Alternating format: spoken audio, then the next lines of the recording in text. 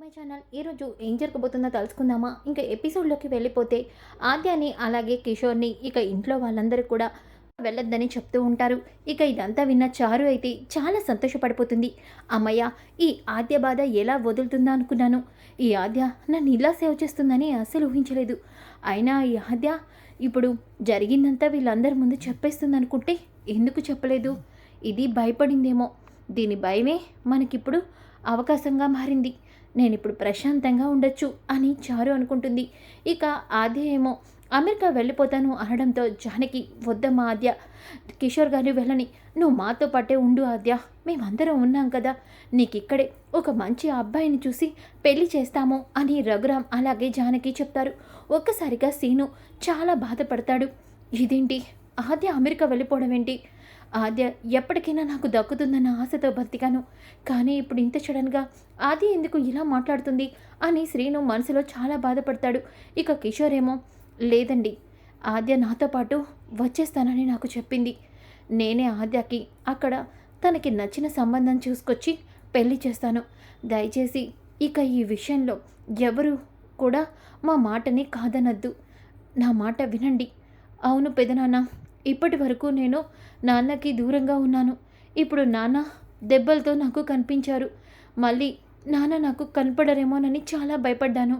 అందుకే నాన్నని వదలకుండా నాన్న దగ్గరే ఉండాలని నిర్ణయించుకున్నాను. ప్లీజ్ పెదనాన్న, ఈ విషయంలో ఇక మీరెవరు కూడా నన్ను మని అడగద్దు అని అంటూ ఉంటే ఇక రఘురామ్, సరే అమ్మా ఆద్య, మీరు నిర్ణయం తీసుకున్నాక మీ నిర్ణయాన్ని మేమెలా కాదంటాము? సరే, మీరన్నట్టుగానే మీరు అమెరికా వెళ్ళిపోండి, సరేనా అని అంటాడు. ఒక్కసారిగా ఆద్య, కిషోరు, చారు చాలా సంతోషపడతారు. ఇంకా పద్మ అలాగే పార్వతి మాత్రం ఇద్దరు కూడా చారుని అనుమానంగా చూస్తూ ఉంటారు. ఇక చారు అయితే, ఏంటి, ఏదో దెయ్యం పట్టిందానిలాగా నన్నెందుకలా చూస్తున్నారు అని అంటుంది. దెయ్యం పట్టడం కదే, నీకు పిచ్చి కూడా పట్టినట్టుంది. మా సీను నీ వంక చూడట్లేదని, నీతో ఉండట్లేదని పిచ్చి పట్టేసిందా ఏంటే? ఆ ముఖం నిండా ఏంటి అలా రాసుకున్నావు? ఏం జరిగిందే? అదా, సీనుబాబుకి అందంగా కనిపించాలని బ్యూటీ పార్లర్కి వెళ్ళాను. అక్కడ బ్యూటీ పార్లర్ అమ్మాయి ఏదో రాసి మొహం అంతా ఇలా ఎర్రగా కందిపోయింది. అందుకే మొహానికి ఇలా ఆయింట్మెంట్ రాసుకున్నాను. నీ వాలకం చూస్తుంటే అలా అనిపించట్లేదే, నిన్నెవరో కుమ్మేసినట్టు అనిపిస్తుంది అని పార్వతి అంటుంది. ఇంకా పద్మ, కరెక్ట్గా చెప్పావే పార్వతి, నాకు కూడా అలాగే అనిపిస్తుంది అని అనగానే, బాబోయ్, మా పిన్ని తక్కువది కాదు, కనిపెట్టేసినట్టుంది, ఎలాగైనా కవర్ చేసుకోవాలి. ఏయ్, మీకన్నీ అనుమానాలే, అయినా మీతో మాట్లాడాల్సిన అవసరం నాకేముంది? నాకు రెస్ట్ తీసుకోవాలి, వెళ్తున్నాను అంటూ చారు కోపంగా వెళ్ళిపోతుంది. ఇక పద్మ, ఎందుకో నాకు అనుమానంగా ఉందే, ఇందాక ఇది కిషోర్ గురించి నీకు ఫోన్ చేసి అడిగిందని చెప్పావు, ఇప్పుడేమో ఇంటికి రాగానే దీని మొహం నిండా దెబ్బలు కనిపిస్తున్నాయి. నాకెందుకో అనుమానంగా ఉందే. నాకు కూడా అలాగే ఉంది వదినా, కానీ అది మనతో ఏమైనా చెప్తుందా? అస్సలు చెప్పదు. ఒకవేళ చెప్పిందే అనుకో, అది చేసిన తప్పులో మనల్ని కూడా ఇరికిస్తుంది. కాబట్టి దాని గురించి మనం తెలుసుకోపోవడమే మంచిది వదినా. బాగా చెప్పావే పార్వతి, దీన్ని కోడలుగా చేసుకున్నప్పటి నుంచి దీన్ని చేసే ప్రతి పనికి నేను బాధ్యురాలను అవుతున్నాను. అందుకే దీన్ని ఎంత వీలైతే అంత పట్టించుకోకపోవడమే మంచిదైంది. ఏ నగల కోసం అయితే దీన్ని నా కోడలుగా చేసుకున్నానో ఆ నగలు పోయాయి. ఇది నా పాలట యమకింకర్లా తయారైంది. ఏంటో అని పద్మ బాధపడుతూ ఉంటుంది. ఇంకా ఒక పక్కన సీను అయితే చాలా బాధపడుతూ ఏడుస్తూ ఉంటాడు. అంతలోకి అప్పుడే అక్కడికి రామలక్ష్మి వస్తుంది. ఇక శ్రీను బాధను చూసి, బావా, ఏమైంది అలా ఉన్నావు? రామలక్ష్మి, అది నాకు తెలుసు బావా, ఆద్య మన నుంచి దూరంగా వెళ్ళిపోతుందనే కదా నువ్వు ఇలా బాధపడుతున్నావు. అవును రామలక్ష్మి, నిజంగా ఎందుకు నా జీవితంలో ఇలా జరిగిందో అని నాకు బాధగా అనిపిస్తుంది. నువ్వు నీ ప్రేమించిన వాడి కోసం చివరి వరకు పోరాడావు, కానీ నేను చాలా పెద్ద తప్పు చేశాను. ఆద్యని కాదని చారుని పెళ్లి చేసుకుంటానని అందరి ముందు మాట ఇచ్చాను. ఇప్పుడు శిక్ష అనుభవిస్తున్నాను. చాలా పెద్ద తప్పు చేశాను. అది నిజమైన ప్రేమ కాదు. అందుకే నాకు ఆద్య దూరం అయిపోయింది. అందుకే ఆద్యని ఇప్పుడు దూరం చేసుకున్నాను, మళ్ళీ దూరం చేసుకుంటున్నాను అని బాధపడుతూ ఉంటే, బావ ఎందుకు అలా మాట్లాడుతున్నావు? నీ ప్రేమ కూడా నిజంగానే చాలా స్వచ్ఛమైంది. అందుకే కదా చారుని పెళ్లి చేసుకున్నా చారుని నీ భార్యగా నువ్వు స్వీకరించలేకపోతున్నావు. నీ మనసులో నిజంగానే ఆద్య మీద అంత ప్రేమ ఉంటే ఖచ్చితంగా నీ ప్రేమ గెలుస్తుంది. అవును బావా, నిజంగానే నువ్వు అనుకున్నట్టుగా నీ జీవితంలోకి వస్తుంది అనిపిస్తుంది. రామలక్ష్మి, ఏమంటున్నావు నువ్వు? అవును, ఆద్యాని ఇక్కడ ఉంచడానికి ఖచ్చితంగా నువ్వేదో ఒకటి చేయొచ్చు. అది నీ ప్రేమ వల్లే సాధ్యమవుతుంది. నీ ప్రేమ వల్లే ఆద్య చావు బ్రతుకుల నుంచి కూడా బయటపడింది. ఖచ్చితంగా ఆద్య నీ గురించైనా ఇక్కడ ఉంటుంది. అవును బావా, ఆలోచించు. ఖచ్చితంగా ఆద్య ఇక్కడే ఉంటుంది అంటూ రామలక్ష్మి వెళ్ళిపోతుంది. ఇక శ్రీను ఆలోచిస్తూ ఉంటాడు. రామలక్ష్మి చెప్తుంది నిజమే. ఆద్య ఏదో విషయాన్ని దాచిపెడుతున్నట్టు అనిపిస్తుంది. అవును, ఆ రోజు రామలక్ష్మి ఆద్య చారుని తనని మంటల్లో తోసేసిందన్న నిజాన్ని కన్ఫర్మ్ చేసుకున్నాక కూడా అందరి ముందు నిజం బయటపెట్టలేదు. నా దగ్గర నిజాన్ని దాచిపెట్టింది. ఆ తర్వాత చారుని నన్ను కలపాలని చారుకి ఐడియాలు ఇచ్చింది. ఇప్పుడు ఆద్య వాళ్ళ నాన్న కనిపించారని తెలిసి ఆద్య అమెరికా వెళ్ళిపోతాను అంటుంది. అలాగే చారు ముఖం నిండా గాయాలు కనిపిస్తున్నాయి. ఇదంతా చూస్తూ ఉంటే ఖచ్చితంగా చారుకి ఆద్య వాళ్ళ నాన్నకి మధ్య ఏదో జరిగింది అనిపిస్తుంది. అదేంటో తెలుసుకుంటాను. ఆద్య నా దగ్గర ఏ నిజాన్ని దాచిపెట్టిందో తెలుసుకొని ఆద్యని ఎలా అయినా దక్కించుకుంటాను. అవును, చారు కరెక్ట్ కాదని మావయ్య ముందు నిరూపిస్తాను అంటూ సీను మనసులో అనుకుంటాడు. ఇంకా ఒక పక్కన రామలక్ష్మి అయితే శౌర్యాన్ని తలుచుకొని చాలా సంతోషంగా ఉంటుంది. ఇక శౌర్య కూడా రామలక్ష్మికి ఫోన్ చేస్తాడు. ఇక రామలక్ష్మి అయితే చాలా సంతోషంగా శౌర్య ఫోన్ కాల్ని చూసి, సార్, నాకు మీరు ఫోన్ చేశారా? సార్, నమ్మలేకపోతున్నాను సార్. రామలక్ష్మి, ఎందుకు అలా మాట్లాడుతున్నావు? చూడు రామలక్ష్మి, నువ్వు ఫోన్ చేసిన ప్రతిసారి నీతో నాకు మాట్లాడాలి అనిపించేది. కానీ ఎందుకు అవాయిడ్ చేశానో చెప్పలేను. కానీ నేను అవాయిడ్ చేసిన ప్రతిసారి నా మనసు ఎంత బాధపడేదో నాకు మాత్రమే తెలుసు అని అనగానే, సార్, నిజంగా మీరు ఇలా మాట్లాడుతుంటే నాకు చాలా సంతోషంగా ఉంది. మా నాన్న మన పెళ్ళికి ముహూర్తం కూడా పెట్టిస్తానన్నారు. తెలుసు రామలక్ష్మి, ఆ విషయం తెలుసు. కానీ రామలక్ష్మి, ఏమైంది సార్? నువ్వు ఛాంపియన్షిప్లో పార్టిసిపేట్ చేయాలి. నువ్వు హాకీలో నువ్వు అనుకున్నది సాధించాలి. అందుకే అప్పటి వరకు మన పెళ్ళిని వాయిదా వేసుకుందాం. సార్, మీతో ఒక విషయం చెప్పాలి. ఆద్య యుఎస్ వెళ్ళిపోతుంది. అదేంటి? మన పెళ్ళి వరకు ఆద్య ఇక్కడే ఉంటుందనుకున్నానే. లేదు సార్, ఆద్య వాళ్ళ నాన్న కనిపించకుండా పోయారని చెప్పాను కదా, ఆయన తిరిగి వచ్చారు. ఇప్పుడు ఆద్య వెళ్ళిపోతుంది. నాకు చాలా బాధగా ఉంది. బాధపడకు రామలక్ష్మి, కాలమే ఏదైనా నిర్ణయిస్తుంది. నువ్వు అనుకున్నట్టు ఆద్య ఏదైనా జరిగి ఇక్కడే మనతో పాటు ఉండిపోతుందేమో, ఎవరు చెప్పగలం అంటూ శౌర్య రామలక్ష్మికి ధైర్యం చెప్తాడు. రామలక్ష్మి చాలా సంతోషపడుతుంది. ఇంకా శౌర్య ఏమో రామలక్ష్మితో రాత్రంతా మాట్లాడుతూనే ఉంటాడు. ఇక అలా ఉదయం అయిపోతుంది. రామలక్ష్మి ఫోన్ మాట్లాడుతూనే బెడ్ మీద నిద్రపోతుంది. శౌర్య హలో హలో అంటూ రామలక్ష్మి పడుకొని ఉండుంటుంది అని చెప్పి ఇక కాల్ కట్ చేసి పడుకుంటాడు. అప్పుడే ఆద్య రామలక్ష్మిని చూస్తుంది. రామా, చిన్నపిల్లలాగా ఎంత సంతోషంగా ఉన్నావో. నీ ప్రేమ నిజమైంది రామా. అందుకే శౌర్య సార్ని దక్కించుకోగలిగావు. కానీ సీను అంటూ ఆద్య కళ్ళల్లో కన్నీళ్ళు వస్తాయి. ఇక చారు పక్కనున్న ఫోన్ని కట్ చేసి పక్కన పెట్టి ఆద్య కూడా నిద్రపోతుంది. ఇంకా ఉదయం అవుతుంది. ఉదయమైన తర్వాత ఇంకా చలపతి చారుకి ఫోన్ చేస్తాడు. అమ్మ చారు, అక్కడేం జరిగింది? ఆ రఘురామ్కి నిజం తెలిసిందా?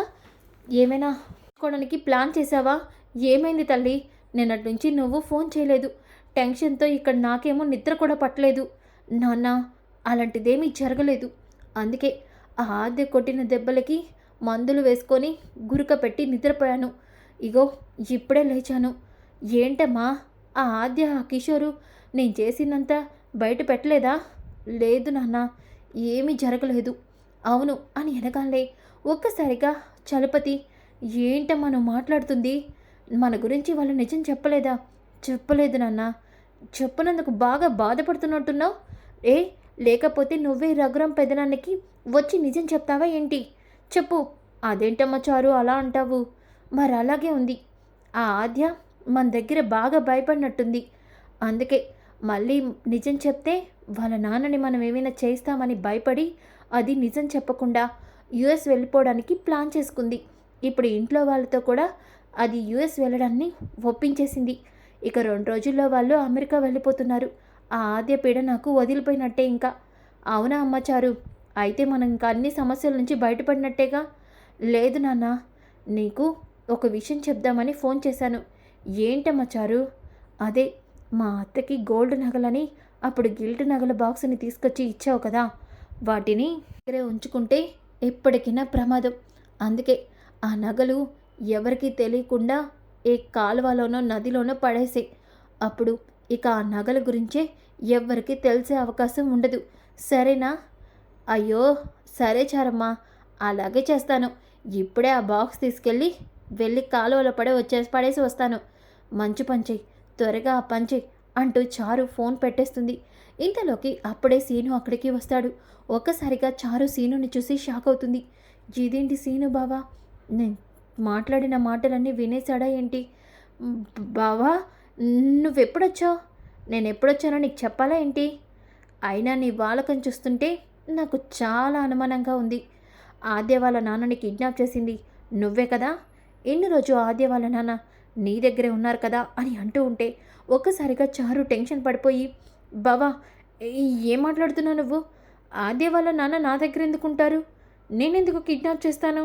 ఒకవేళ నేను అలాగే చేస్తే ఆద్య చెప్పకుండా ఉంటుందా ఏంటి? నాకు నిన్ను చూస్తుంటే అలాగే అనిపిస్తుంది.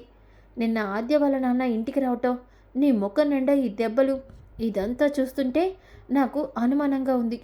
చూడు చారు, నువ్వు కనుక ఈ విషయంలో ఏదైనా చేశావని నాకు తెలిస్తే నేను మాత్రం నిన్ను ఎట్టి పరిస్థితిలో వదిలిపెట్టను, గుర్తుపెట్టుకో అంటూ చాలా కోపంగా సీను అక్కడి నుంచి వెళ్ళిపోతాడు.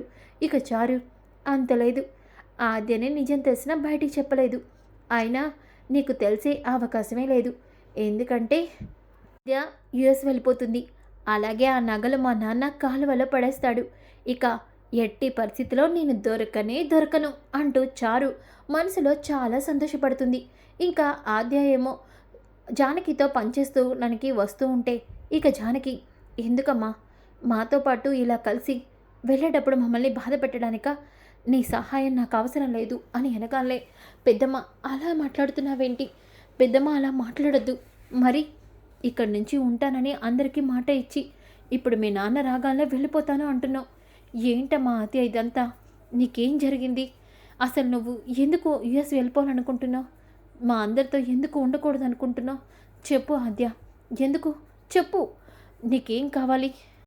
ఇక ఆద్య ఒక్కసారిగా జానకిని హక్ చేసుకుంటుంది. పెద్దమ్మ, మీ అందరి కోసం నాకు ఇక్కడే ఉండాలని అనిపిస్తుంది. కానీ నేను ప్రేమించిన సీనుని చూస్తూ బాధపడుతూ ఇక్కడే నేను ఉండలేను. నా వల్ల సీను కూడా చారుని కలవలేకపోతున్నాడు. చారుని భార్యగా యాక్సెప్ట్ చేయట్లేదు. నేను ఇక్కడే ఉంటే ఇక సీను చారు ఎప్పటికీ కూడా ధీరంగా ఉంటారు. నేను కూడా ఇక్కడే ఉంటూ సీనుని చూసి బాధపడలేను. అందుకే వెళ్ళిపోవాలని అనుకుంటున్నాను. ప్రేమించిన మనిషి దక్కకుండా వేరే వాళ్ళకి సొంతమైతే ఆ బాధ చాలా కష్టంగా ఉంటుంది అంటూ ఆద్య బాధపడుతూ చెప్తూ ఉంటే ఒక్కసారిగా జానకి విలవిల్లాడుతుంది. ఇక సీను, అమ్మయ్యా, ఆద్య మనసులో నేను ఇంకా ఉన్నాను. ఎలా అయినా సరే ఆద్య దక్కించుకోవాలి. చెప్తాను, ఈ చారునే ఆద్యని మంటల్లో తోసేసిందన్న ఒకే ఒక్క ప్రూఫ్ నాకు దొరికితే ఖచ్చితంగా చారుని ఇంట్లోంచి బయటికి పంపించేయచ్చు. చెప్తా, దానికోసం ఎంతకైనా నేను వెతుకుతాను అంటూ మనసులో అనుకుంటాడు. ఇంకా చలపతి ఏమో ఇక గిల్టు నగల్ని తీసుకొని కాలువలో పడేద్దామని చెప్పేసి ఇక అంతా రెడీ చేసుకుంటూ ఉంటే అప్పుడే చలపతి వాళ్ళ భార్య, ఏంటండి ఎక్కడికి వెళ్తున్నావు ఈ పెట్టి తీసుకొని? అదేనే, అప్పుడు మన కూతురికి బంగారు నగలు ఇస్తామని చెప్పి ఆ పద్మకి గిల్టు నగలు చేసి ఇచ్చాం కదా, ఆ బాక్సు, దీన్ని కాలువలో పడేద్దామని వెళ్తున్నాను అని వెనకాలే ఒక్కసారిగా, ఏమయ్యో నీకేమైనా తెక్కుందా?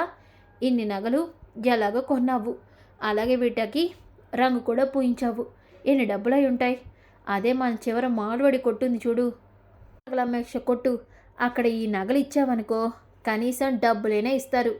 వెళ్ళి అక్కడ ఇచ్చేసే, దాని మాటలు నమ్ముకొని కాలువలో పడే మాకు. బాగా చెప్పావే, ఆ డబ్బులతో నేను ఒక సీసా కొనుక్కోవచ్చు. ఇప్పుడే తీసుకెళ్ళి అక్కడ అమ్మేస్తానుండు అంటూ చలపతి ఇక నగలి పెట్టెని తీసుకొని వెళ్తూ ఉంటాడు. ఇంతలోకి అప్పుడే సీను కెమెరా వీడియో షాప్ దగ్గరికి వస్తాడు. ఎలా అయినా సరే ఆ రోజు అక్కడ జరిగిన వీడియో ద్వారా చిన్న క్లూనైనా సరే నేను పట్టుకోవాలి. ఆద్యని మంటల్లో తోసింది చారు అని నిరూపించాలి అని సీను అనుకుంటాడు. ఇంతలోకి అప్పుడే చలపతి ఇంకా నగల పెట్టెని తీసుకొని మారవుడి కొట్టుకి వెళ్తాడు. ఇక గిల్టు నగల షాపులో ఆ నగల బాక్స్ని ఇచ్చి, ఈ నగలు ఎంతిస్తో చెప్పు, చూడయ్యా ఇలా వాడేసిన నగల్ని మేం కొనం. ఏయ్ వాడిన నగలు కాదు, ఇవన్నీ కొత్త నగలే, ఒక్కసారి కూడా పెట్టుకోలేదు, కావాలంటే చెక్ చేసుకో, ఎంత ఇస్తావో అంత ఇవ్వు అని అనగానే ఇక ఆ గిల్టు నగల షాప్ అయిన ఆ వాటిని చూస్తాడు. ఇక చూసి వెంటనే చలపతిని కూర్చోమని చెప్పి పక్కకి వెళ్ళి ఇన్స్పెక్టర్కి ఫోన్ చేస్తాడు. ఇక ఇన్స్పెక్టర్ ఏమో, హలో ఏంటి ఏంటి ఫోన్ చేసావు?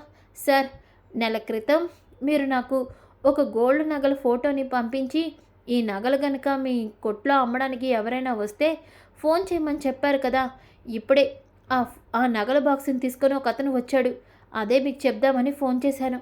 అచ్చు ఆ రోజు మీరు బంగారపు నగలు పోయాయని నాకు ఫోటో ఇచ్చారు కదా, అలాగే ఉన్నాయి సార్ అని అనగానే ఒక్కసారిగా ఇన్స్పెక్టర్, సరే సరే అవి రఘురామ్ గారి ఇంట్లో నగలే, మేము ఇప్పుడే అక్కడికి వస్తున్నాం, అతనికి అనుమానం రాకుండా మీరు అతన్నే పెట్టుకొని అక్కడ కూర్చోండి, మేము వస్తున్నాం అంటూ ఇన్స్పెక్టర్ కాల్ కట్ చేస్తాడు.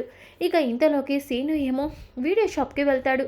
ఇక అక్కడ ఉన్న కుర్రోడిని వీడియోని చూపించమనడంతో, అన్న మొన్న నీకు పంపించాను కన్నా ఆ వీడియో తప్ప ఇంకా మా దగ్గర ఏ వీడియో లేదు అని అంటూ ఉంటే, ఇంతలోకి అక్కడే పక్కన ఆ రోజు పెళ్ళి జరుగుతుంది, వాళ్ళు కూడా వీడియో తీయించుకున్నారన్నా, నువ్వు అనుకున్న విధి ఆ వీడియోలైనా కనిపిస్తుందేమో.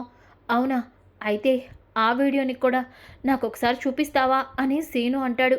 ఇక అతను ఆ వీడియోని కూడా శ్రీనుకి చూపిస్తూ ఉంటాడు.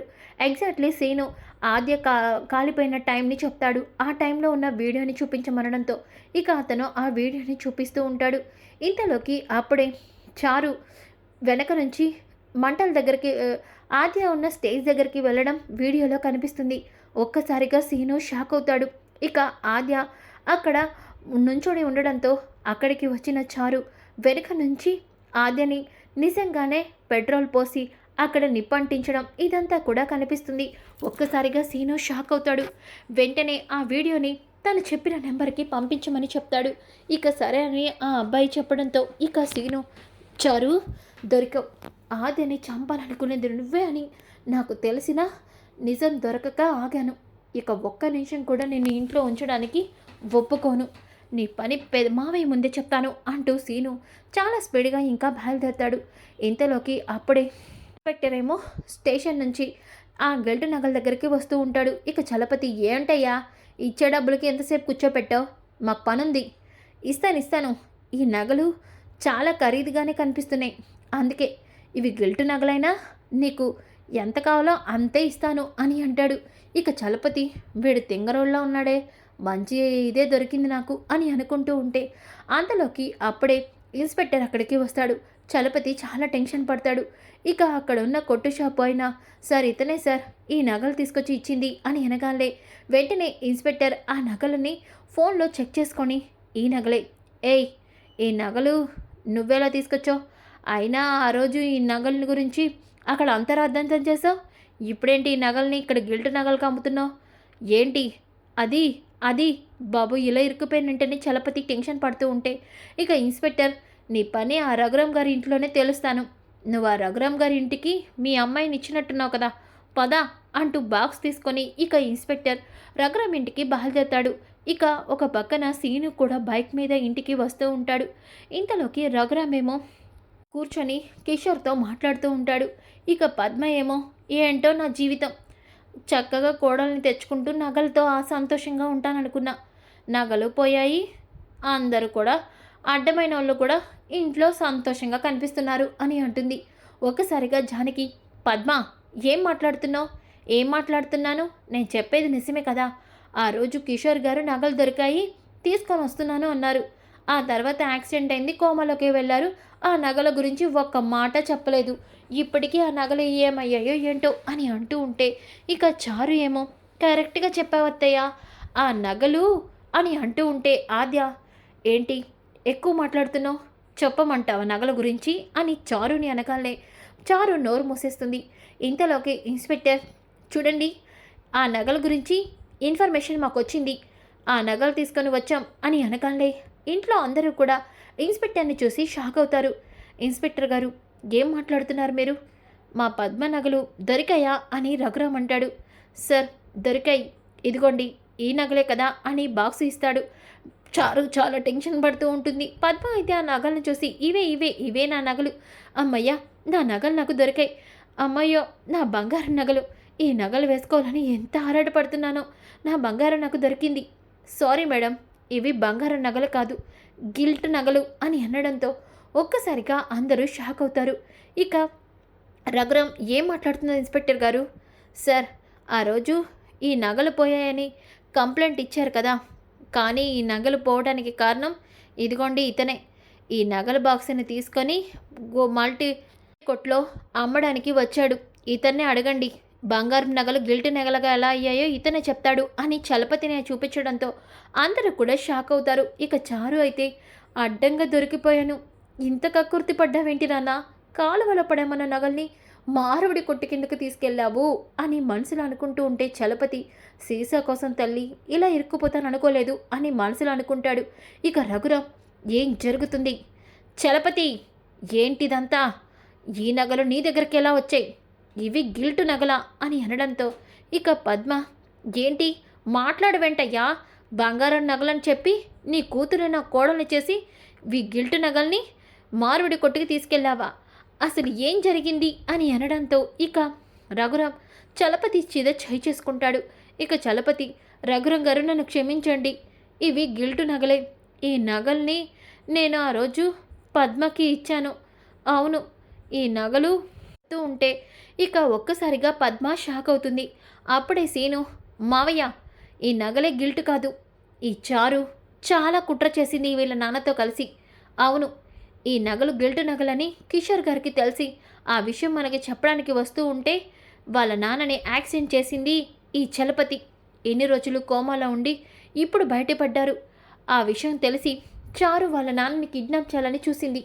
అప్పుడే చారుని ఆద్య కొట్టి వాళ్ళ నాన్నని కాపాడుకుంది. అందుకే చారు ముఖం నిండా, ఈ చలపతి ముఖం నిండా దెబ్బలు. అలాగే ఆద్యని మంటల్లోకి తోసింది కూడా చారునే. ఇదిగోండి మావయ్య వీడియో అని వీడియోని చూపిస్తాడు. ఒక్కసారిగా అందరూ షాక్ అవుతారు. ఇక సీను, మావయ్య, ఈ విషయం నాకు నిన్నే తెలిసినా మీతో చెప్పలేదు, ఎలా అయినా సరే సాక్ష్యాలు చూపించాలని, లేకపోతే ఈ చారు ఎంతకైనా తెగిస్తుందని. సాక్ష్యం ఏంటో తెలుసా మావయ్య? ఇదిగోండి, ఈ చారు వాళ్ళ నాన్నతో ఫోన్లో మాట్లాడటం నా కళ్ళతో నేను చూశాను, కావాలంటే ఈ వీడియోలో చూడండి అని అంటూ ఉంటే ఇక ఫోన్లో చారు వాళ్ళ నాన్నతో, నాన్న, ఏదో ఆ ఆద్యని వాళ్ళ నాన్నని యాక్సిడెంట్ చేయించింది మనమేనని మనం తెలిసి కూడా ఆద్య బయట పెట్టలేదు, మనకి మంచిదైంది అని మార్నింగ్ మాట్లాడిన మాటలు సీను మొత్తం వినేసి రికార్డ్ చేస్తాడు. కానీ ఈ విషయం చారుకి తెలీదు. చారు ఒక్కసారిగా షాక్ అవుతుంది. ఇక ఇంట్లో పద్మ అయితే చారుని చిత్త కొడుతుంది. ఒసే దొంగ మొహందానా, బంగారపు నగలని నా గిల్టు నగలిచ్చి మోసం చేస్తావా? నా కొడుకుని పెళ్లి చేసుకొని నన్ను ఇన్ని తిప్పలు పెడతావా? నిన్ను వదలనే అని అంటూ ఉంటే ఇక రఘురామ్, జానకి ఇన్ని తప్పులు చేసి ఆద్య ప్రాణాలు తీయాలనుకుంది. ఈ అమ్మాయి ఒక క్షణం కూడా ఇంట్లో ఉండడానికి వీల్లేదు. అసలు ఈ పెళ్లినే నేను రద్దు చేస్తున్నాను అని అంటాడు. చారు చలపతి షాక్ అయిపోతారు. ఇక రఘురామ్, అమ్మ ఆద్య, ఇన్ని నిజాలు తెలిసినా నువ్వు బయట పెట్టలేదు. రామ పెళ్లితో పాటు నీకు ఇష్టమైతే సీనుతో మీ పెళ్ళి జరిపిస్తాను అని అంటాడు. ఇక కిషోరు, రఘురామ్ గారు, ఆద్యకి సీను అంటే ఇప్పటికీ ఇష్టమే. మీరు నిజం తెలుసుకొని సీనుని ఆద్యని ఒక్కటి చేస్తానంటే నాకు ఎటువంటి అభ్యంతరం లేదు అని అంటాడు. దాంతో అందరూ సంతోషపడతారు. సో ఫ్రెండ్స్, ఎపిసోడ్ చాలా ఇంట్రెస్టింగ్గా ఉంటుంది. Don't miss. ఈ వీడియో నచ్చితే లైక్ చేయండి, షేర్ చేయండి. Thanks for watching. Back to my channel. ఈరోజు ఏం జరగబోతుందో తెలుసుకుందామా? ఇంకా ఎపిసోడ్లోకి వెళ్ళిపోతే